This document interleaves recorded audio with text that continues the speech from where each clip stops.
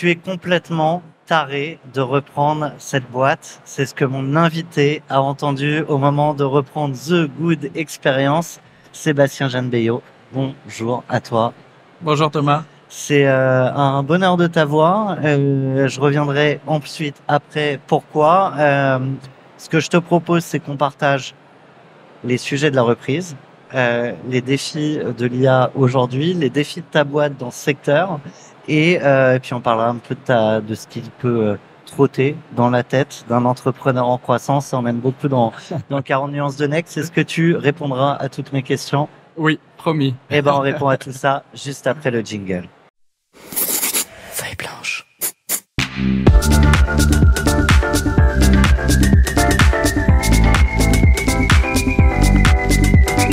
« 40 nuances de Next ». On dit souvent que les projets les plus ambitieux naissent d'une feuille blanche. Ils naissent aussi de Paris. Toi, quand tu reprends la boîte, The Good Experience, déjà ça ne s'appelle pas The Good Experience. Je veux bien que tu nous dresses un peu le parcours, le déclic aussi, et pourquoi c'était un vrai Paris.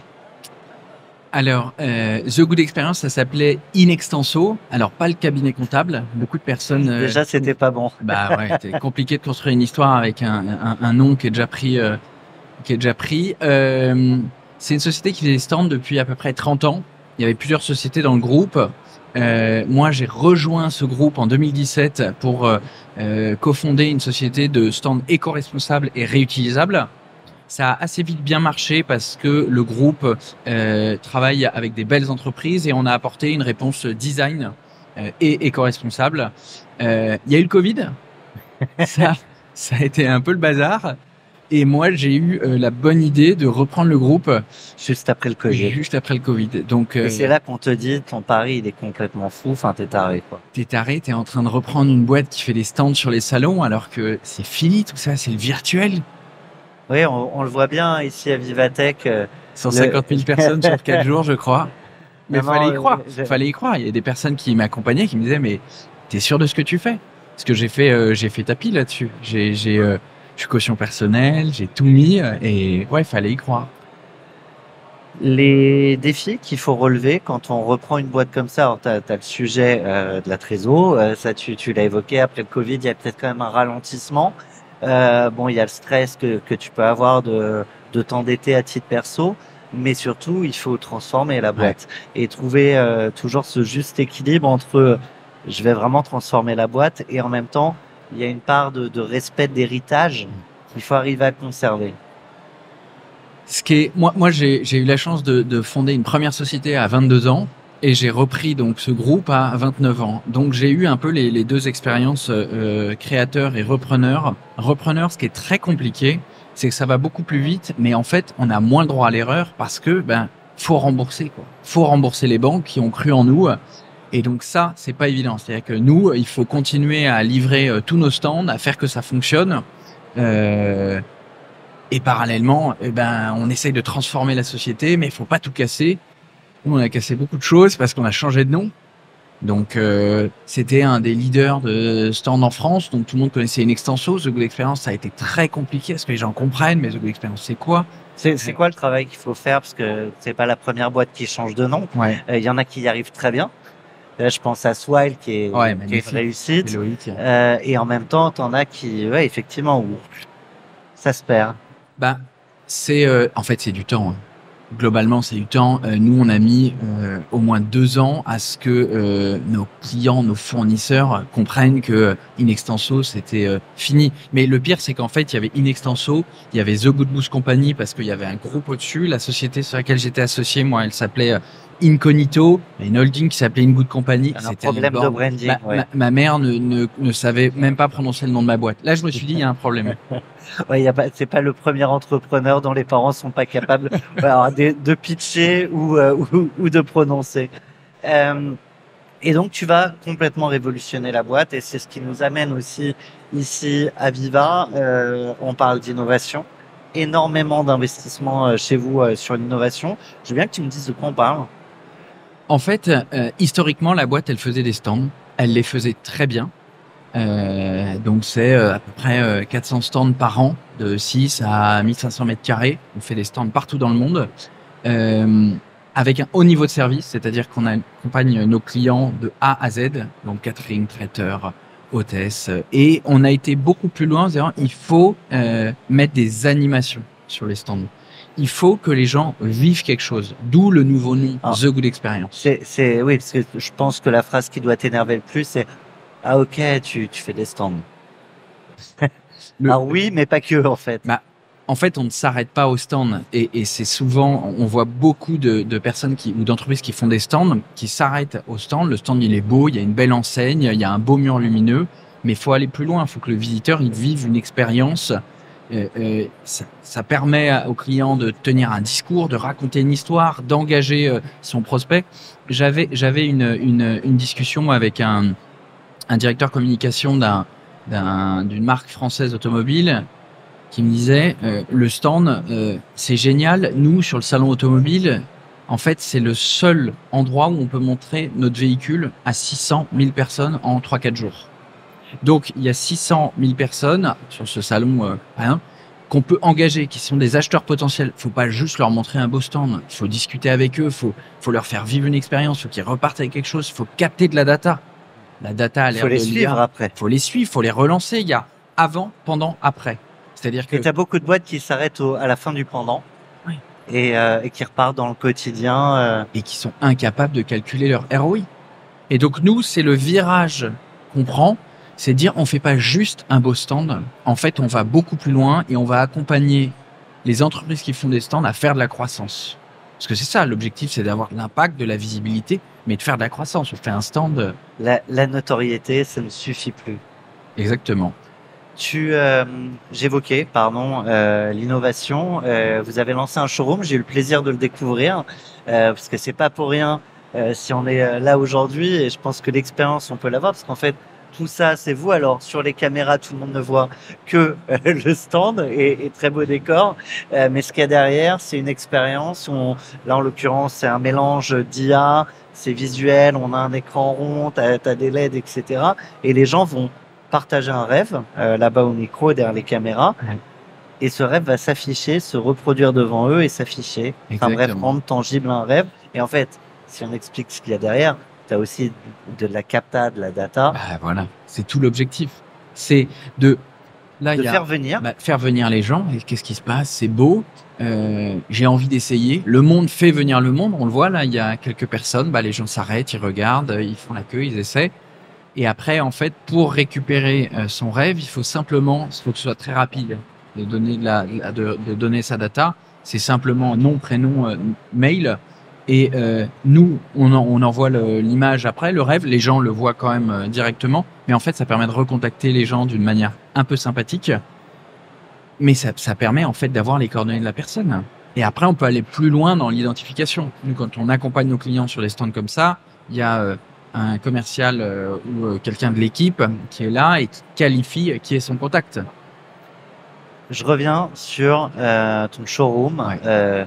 En fait, c'est juste bluffant. Moi, quand j'ai découvert ça, parce que je me suis dit pareil, Sébastien, on a été mis en relation par Fabrice de l'IME, ouais. L'Institut du mentorat entrepreneurial. Je sais pas si on aura le temps ici de dire à quel point le mentorat, ça fait grandir les entrepreneurs et leurs entreprises. Je confirme. Mais je débarque là, effectivement, j'ai compris que tu ne faisais pas que des stands. Et c'est seulement après qu'on m'a parlé de Vivatech et du fait de bosser ensemble. Ouais.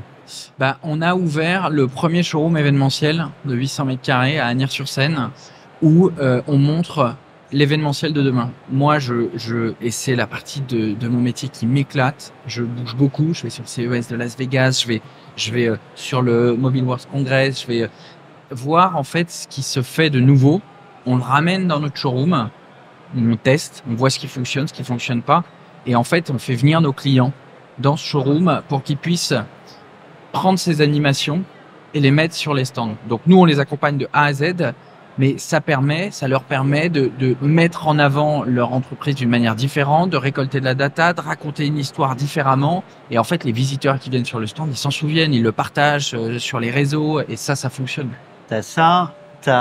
J'ai un message du commandant de bord qui me dit qu'on va passer en phase d'atterrissage, mais on va quand même poursuivre.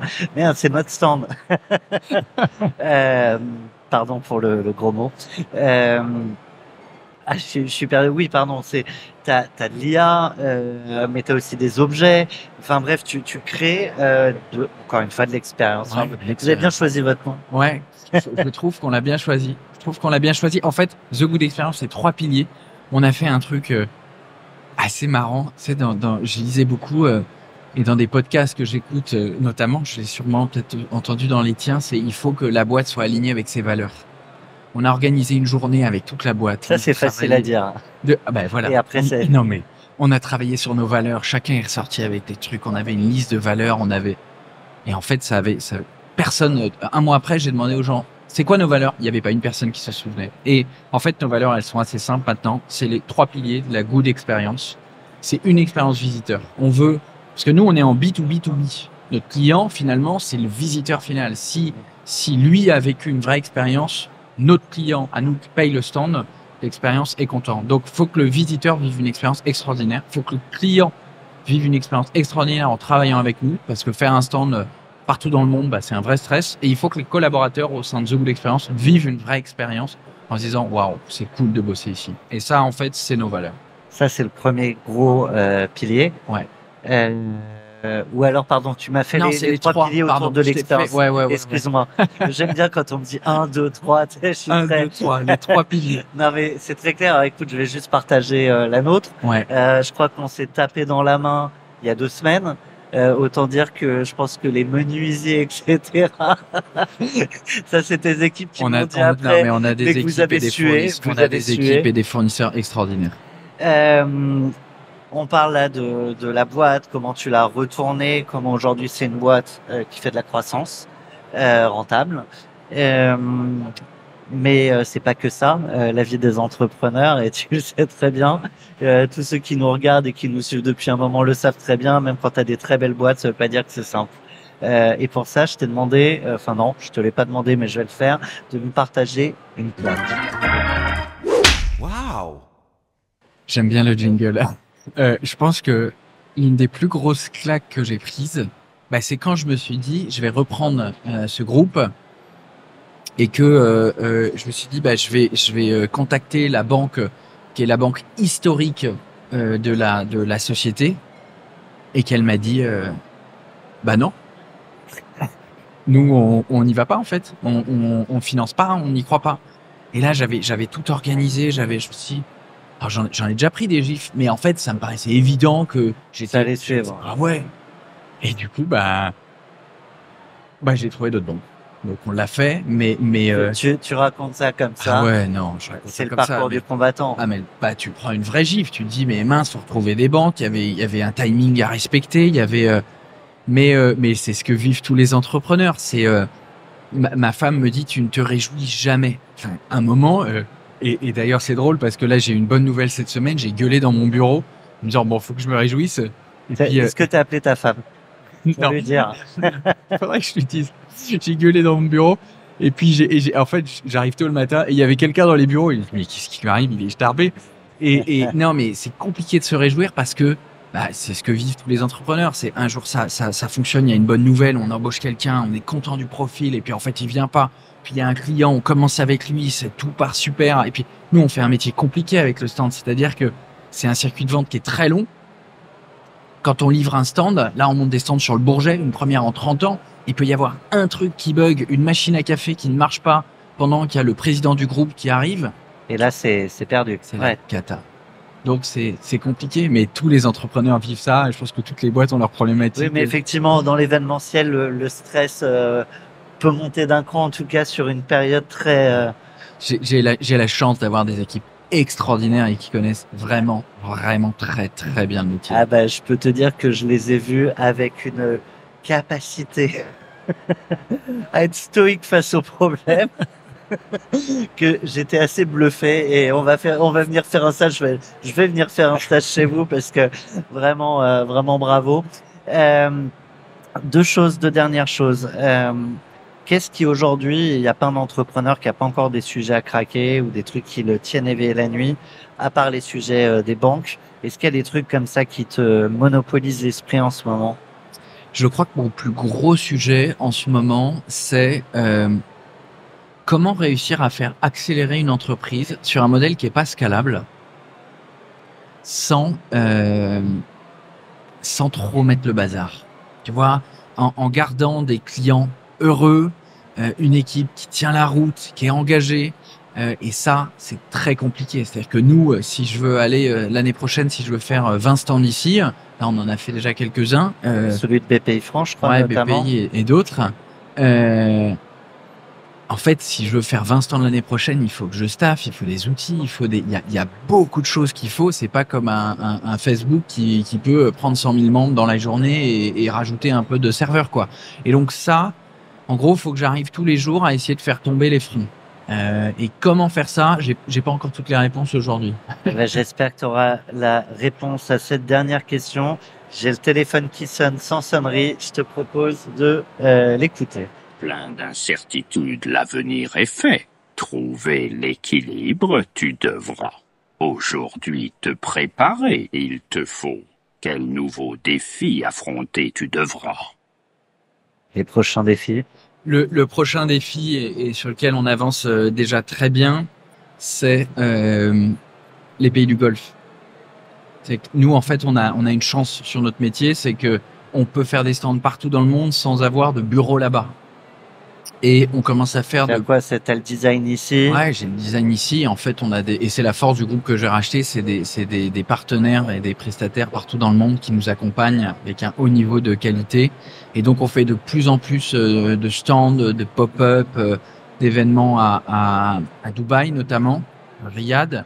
Et c'est une région qui correspond bien à ce qu'on fait, des expériences. Et donc le prochain, ouais, très premium. Il y a des beaux budgets, il y a des belles histoires à raconter. Et donc nous, le défi, c'est d'accompagner les acteurs européens qui vont devoir et qui commencent déjà à aller là-bas et se mettre au niveau. Exactement. Et donc ça, c'est un vrai défi. Et ben moi, c'était un défi de te recevoir. Je me suis dit, est-ce qu'il va bien vouloir partager, parce qu'il ne se réjouit pas, mais est-ce qu'il partagera? Merci beaucoup Sébastien. J'ai l'impression que tu es bien ici. Ouais. Tu veux rester? Bah, c'est possible. Ouais. Bah ouais. C'est ça l'expérience. Le live. Je te demanderai juste de laisser ce micro et cette chaise. Okay. Tu vas venir t'installer à côté de moi. Très cool. On reçoit dans un instant le patron du groupe Franck Dartier. Je pense que lui, sur les sujets expérience, tu pourras peut-être le questionner aussi un petit peu. Ok. Merci à toi. Merci. Et on se retrouve tout de suite avec vous aussi dans un instant, toujours sur YouTube. Feuille blanche.